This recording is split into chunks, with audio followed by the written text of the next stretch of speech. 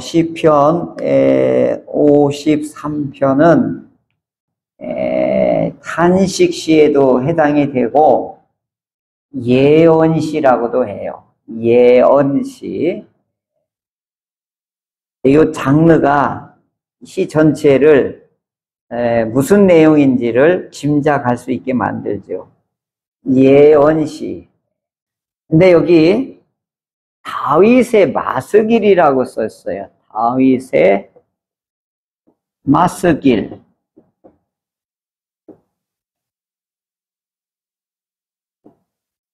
이제 이게 표제가 이제 중요한 가이드 역할을 해요. 이게 이제 무슨 뜻이냐면 지각이 있다 이런 뜻이에요. 근데 이게 다른 데서는 이걸 교훈이다 이제 이렇게 해요.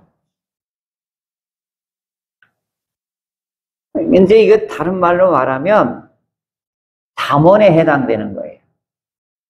그러니까 우리 부모가 할아버지가 손자에게 이렇게 인생을 너는 어떻게 살아야 된다 이런 가르침이거든요. 저는 참 이게 할아버지하고 겸상을 꼭 했어요. 왜냐하면 할아버지하고 저하고 겸상을 하면 할아버지가 거기서 식사 예절을 가르쳤어요. 자, 어른이 먼저 수저를 들 때까지 먼저 너는 기다려야 된다. 그리고 수저를 들고 먼저 국물부터 떠 먹어야 된다. 그래야 맨밥을 먹으면 목에 걸릴 수 있어. 그리고 소리를 내서 먹으면 안 돼. 그리고 마지막까지 밥을 남기면 안 돼. 혹시 남기면 국물을 해가지고 부엌에서 설거지하기 편하게 깨끗하게 먹어야 돼. 이게 지금도 잊혀지지 않아요. 그리고 나서 다 먹고 이제 이게 상을 내가잖아요. 그 다음에 이제 숭늉이 들어오고 그러잖아요. 그럼 그때 할아버지가 그 뒤에 달력에 생각하는 이 사람 그 그림이 있으면서 이걸 가리키면서 너는 앞으로 생각이 깊은 사람이 되라. 이게 어렸을 때 그 밥상머리에서 저한테 가르친 건데 잊혀지질 않아요. 그래서 예수를 깊이 생각하라. 히브리서 있죠? 그런 게 들으면 얼른 이렇게 생각이 이렇게 돼요. 뭐 선생님이 손바닥 내놔, 못 내용을 막 때리고 이런 게 아니에요. 그러니까 그게 어떻게 해요? 그 어린 시절에 들었던 이 교훈이 지금도 살아있어요. 그러니까 어렸을 때 어떤 교훈과 어떤 교육을 받느냐에 따라 이게 평생 가는 거예요. 그러니까 3살 버릇이 여든 간다는 이제 그런 말. 그걸 마스길이라고 그래요. 이걸 지각이 있다. 이게 뭐예요? 알아듣기도 하고 깨닫기도 하고 인식하기도 한다. 오늘 행동과학에서는 이걸 인식 능력이라고 그래요. 이걸 통찰력, 이걸 분별할 수 있는 것, 이게 다 들어가는 거죠. 저는 그거보다도 오늘 시대에 꼭 필요한 게 뭐예요? 스킬이라고 보는 거예요. 살아가는 스킬, 기술. 이게요, 이거 없으면 안 돼요. 아유, 요즘 제가 입맛을 돋구는 우리 학원사님이 열무김치를 담아줬는데 그것만 먹어야죠. 얼마나 맛있는데. 그런데 학원사님한테 어제 고맙다고 인사하면서 들어봤더니 이게 열무김치 담는 게 이게 쉬운 게 아닌 거예요. 잘못하면 쓰지, 뜰지, 찔기지, 이게 기술이 없으면 안 되는 거더라, 이게 보니까. 그러니까 누가 이제 주방에서도 똑같은 재료를 줘도 누가 주물르냐에 따라서 맛이 달라지잖아요. 이게 뭐예요? 요리 기술이란 말이에요. 요리 솜씨. 그러니까 오늘날에는 인문학보다는 기술이 있어야 먹고 산다. 이제 그런 것처럼 삶의 그리고 신앙의 영적인 기술을 이걸 뭐라 하냐? 마스길이라고. 잠언에서는 이걸 지혜라고 하는 거예요. 살아가는 기술. 그러니까 우리 옛날로 말하면 할아버지 어르신의 교훈 이렇게 할 수가 있겠죠. 자, 이 다윗이 지금 뭘 얘기하냐면 어리석은 자를 지금 얘기해요. 그래서 첫 번째는 지각이 있는 자, 그 다음에 두 번째 어리석은 자. 이 지금 두 부류가 있는데 오늘 뭐라고 하냐면 하나님이 눈을 부릅뜨고 이 사람들을 지켜본다는 거예요. 이게 뭐냐면 하나님이 위에서 눈을 부릅뜨고 지각 있는 자와 어리석은 자를 지금 관찰하고 있다 이거예요. 감찰하고 있다 이거예요. 그런데 지각 있는 자도 없고 어리석은 자뿐이라는 거예요. 이 어리석은 자가 뭐냐? 하나님이 없다라고 하는 자를 어리석은 자라고 보는 거죠. 그래서 로마서 같은 경우에는 모두 다 마음이 부패하고 가증하여 하나님을 찾는 자도 없고 선을 행하는 자도 없다. 이 말씀을 바울은 로마서 1장에서 그대로 풀어서 쓰는 거예요. 칼뱅은 사람은, 죄인은 완전 부패하고 타락했다. 선한 능력이 요만큼도 없다. 전적 부패했다. 이렇게 보는 거예요. 그러니까 오늘 성경에서 다윗을 통해서 우리에게 인간은 전적으로 부패한 존재다. 그래서 하나님을 찾을 수도 없고 하나님께 나아가는 자도 없고 하나님을 우러르는 자도 없다라고 오늘 53편에서 이렇게 말씀하는데 14편하고 이 53편하고는 쌍둥이에요. 쌍둥이. 똑같아요.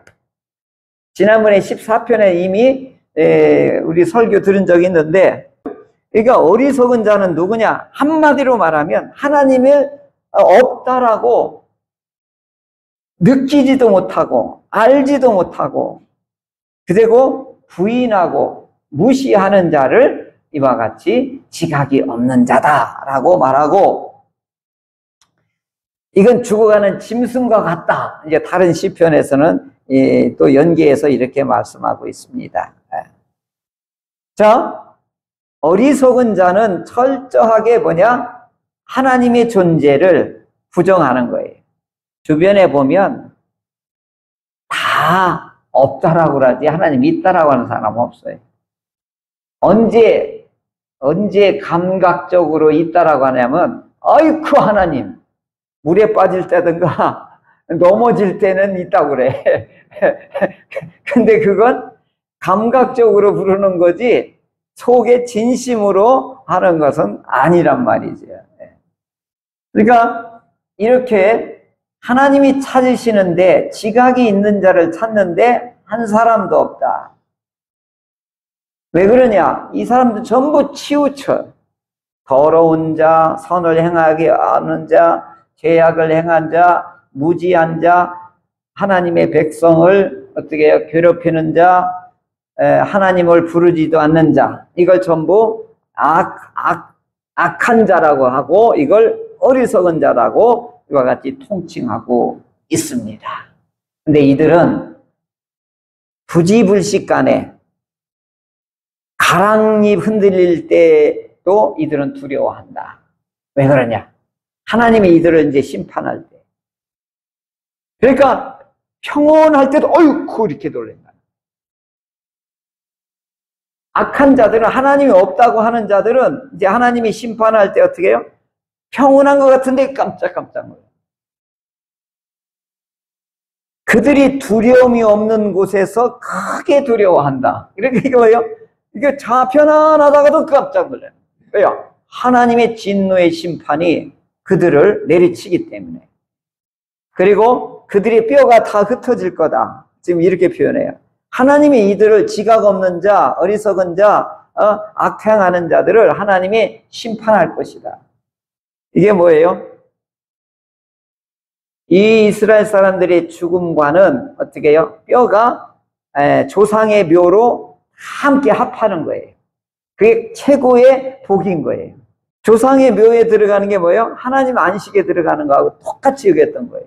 근데 이 뼈가 천지 사방에 다 흩어버린다. 하나님이 그냥 놔두지 않는다 이거예요. 다 흩어버리겠다. 하나님이 다 내어 쫓고 하나님이 거기에 대해서 엄하게 심판할 것이다. 그래서 이제 이스라엘을 구원하여 줄 자 누구인가? 하나님뿐이시다. 그곳이 어디냐? 시온산에서 이루어질 것이고, 그때 포로된 이 야곱과 이스라엘이 어떻게다? 해방받고 하나님께로 와서 시온산에서 하나님을 예배할 것이다. 이것이 다윗이 이 마스길인 거예요. 어리석은 자는 하나님의 심판, 그리고 기뻐하고 즐거워할 사람들은 시온산에 와서 하나님께 제사 드리는 사람, 예배 드리는 사람, 이 사람들이 기뻐하고 즐거워할 것이다. 이걸 이제 다윗이 교훈으로 지금 알리고 있는 것입니다. 어리석은 자가 되지 말라, 하나님을 부인하지 말라, 악행을 멈춰라 라고 지금 말하고 있는 것입니다. 자, 이제 시편 전체의 구조를 다시 한번 또 설명을 좀 해드리도록 하겠습니다. 이 시편이요, 이렇게 한 편 한 편 뜯어보면 나름대로 마스길이 있지만 이게 교훈이 있고 스킬, 살아가는 영적인 지혜를 여기서 주지만 이 전체의 짜임새도 굉장히 중요해요. 오늘 보면은 하나님이 여기 6절에 보면 이게 시온에서라고 나와요. 시온. 이게 시온 사상인데요. 이게 예루살렘을 말하는 거예요. 여기 이게 이스라엘의 중심이에요. 이 중심의 핵심은 어떻게? 성소란 말이에요. 성소도 지성소. 왜 그러냐면 여기 하나님이 계시고 여기서 통치를 하시기 때문에,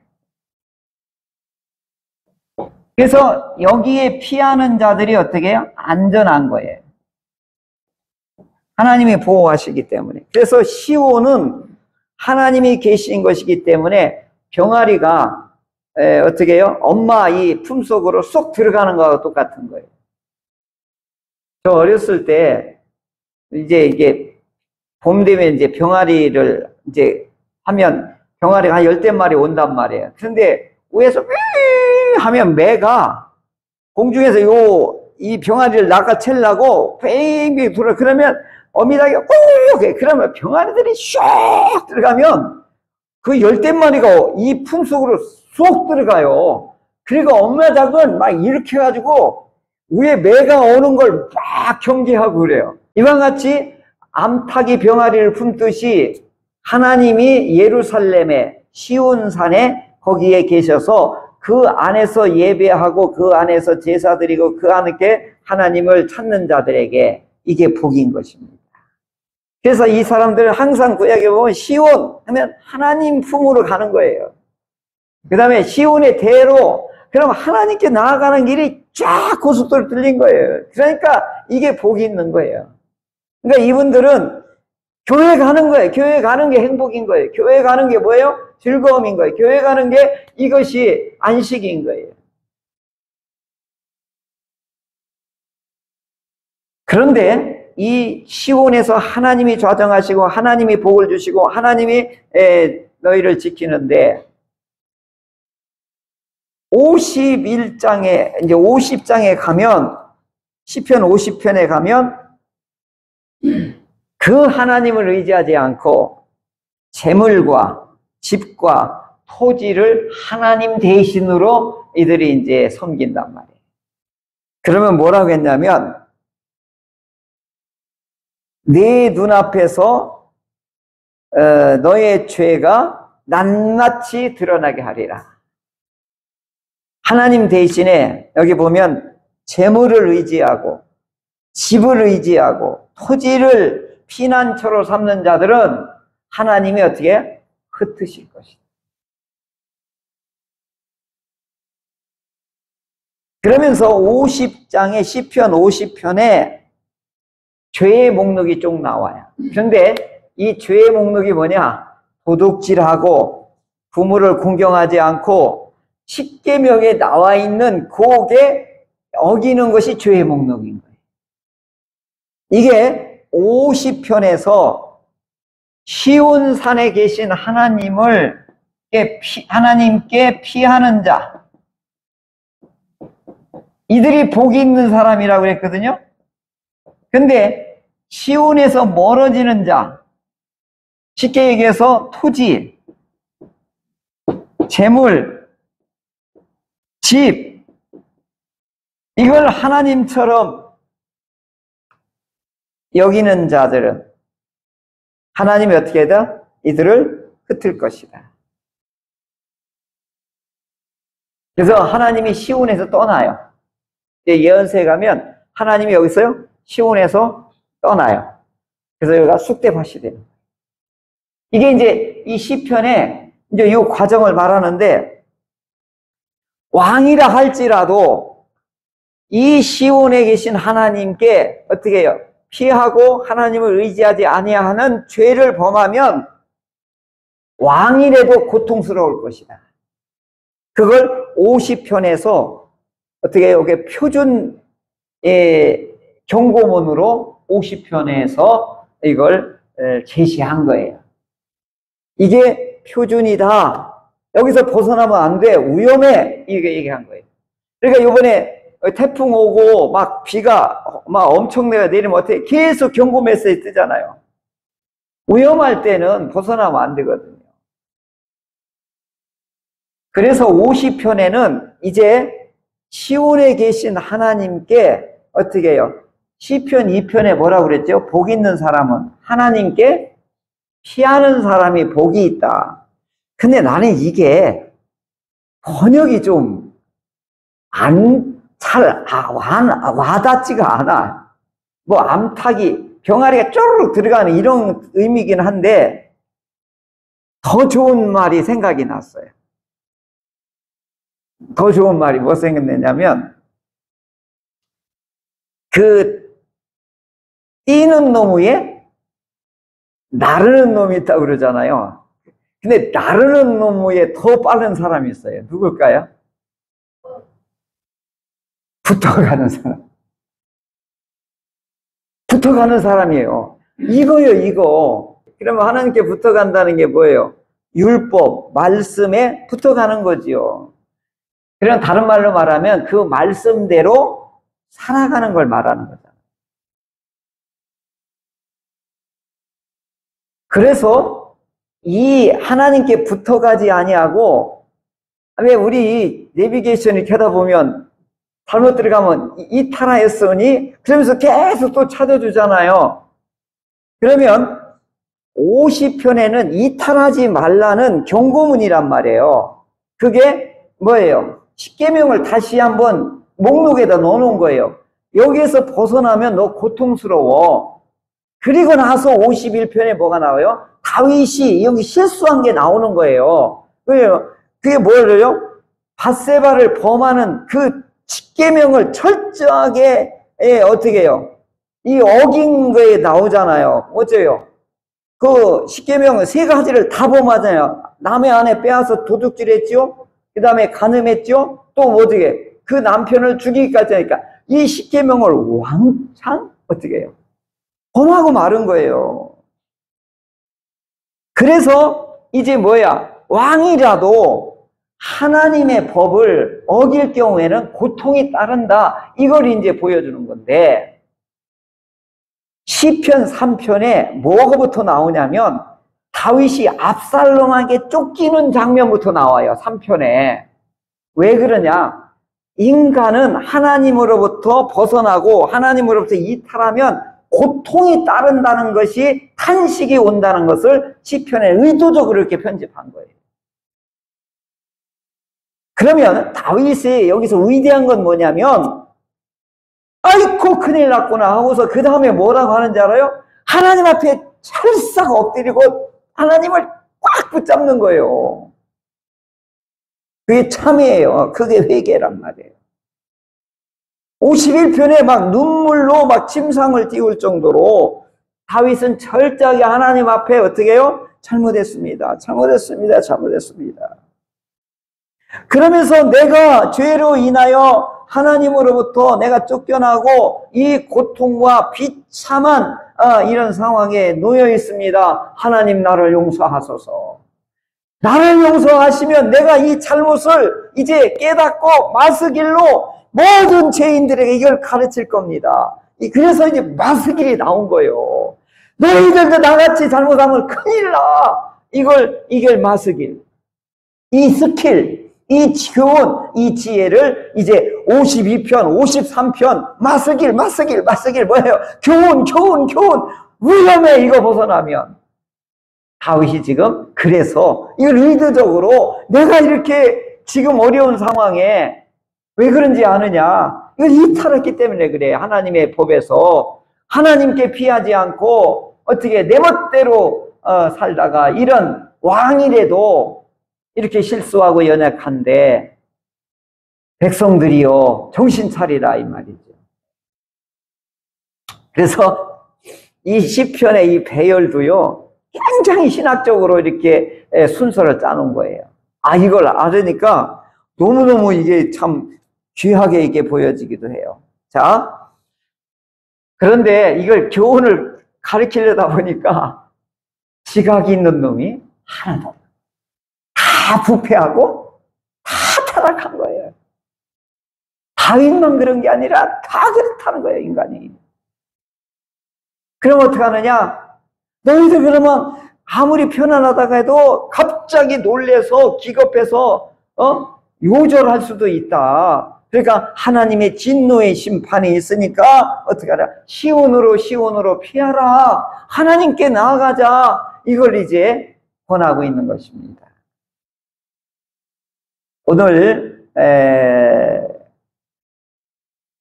시편은 하나님의 말씀대로 살아봤던 사람들의 이 탄식과 절규가 50%예요.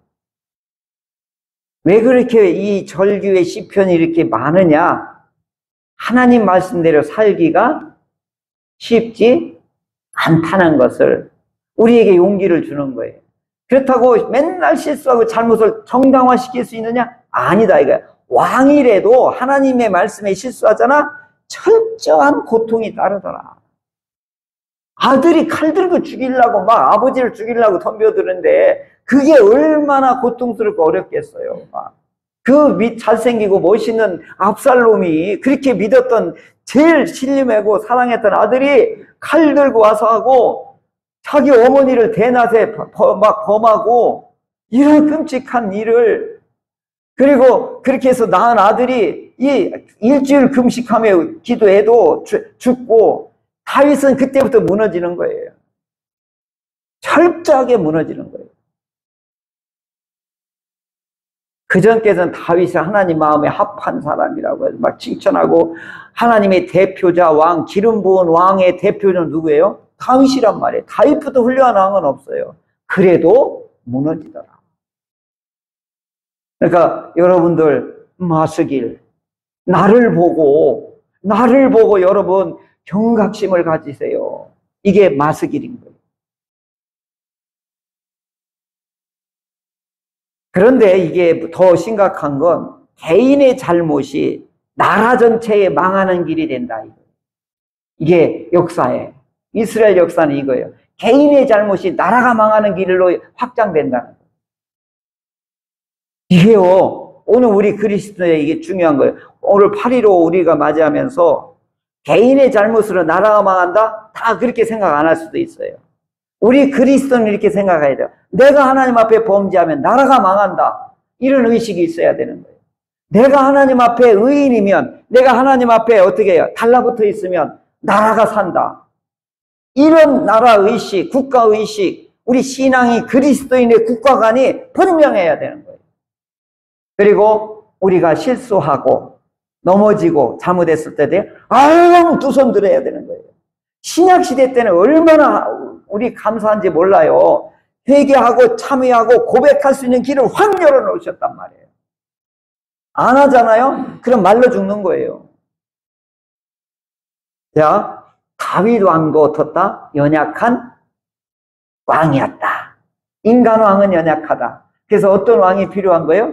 진정한 왕이 필요한 거예요. 메시아 누구예요? 예수님이 진짜 왕이다. 이제 이걸 이제 신약에서 이제 이 다윗 대신 예수님을 이 땅에 보내주신 것입니다.